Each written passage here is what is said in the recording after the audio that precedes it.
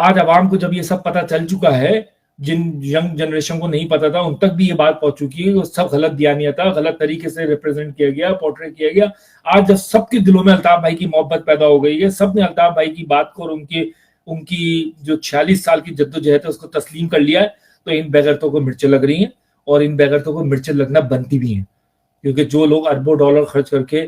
اس نہج پہ لے کے آئے تھے این کی ایم اور قائد تحریک الطاف حسین بھائی، اور اس تحریک کے امپریشن کو، پرسپشن کو، آج جب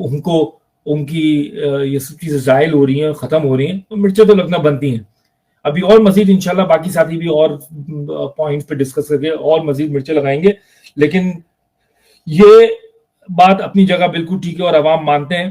کہ اگر یہ سچا ہوتا یا اپنے اوپر لگے ہوئے الزامات کو وہ بے بنیاد سمجھتا تو یہ واقعی جا کے جو ہے ان کے خلاف سو کرتا، ان کے خلاف جو ہے عدالتوں میں جاتا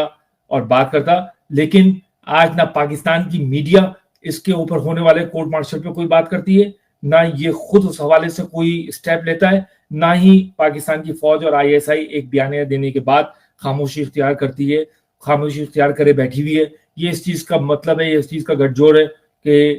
سب ملے ہوئے ہیں، عوام کو بیوقوف بنا کے ایک پیپر کی شکل میں چیزیں دکھا دی ہیں، اندر کھاتے یہ سب ملے ہوئے ہیں. معافی تلافی سب مل جائے گی، الطاف حسین کے خلاف بات کرتے رہو، اس کا نظریہ، اس کا فلسفہ نہ پھیلنے دو. یہ اس اسکرپٹ پہ کام کرتے رہو گے تو you will be in our good books for ever.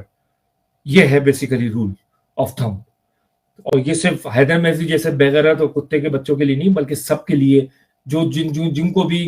فوج کی نظر میں بہتر ہونا ہے، ان کی گڈ بکس میں آنا ہے، اس کے لیے صرف ایک ہی ان کو میسج دیا جاتا ہے کہ اپنی باتوں کے دوران ٹاپک کوئی بھی ہو،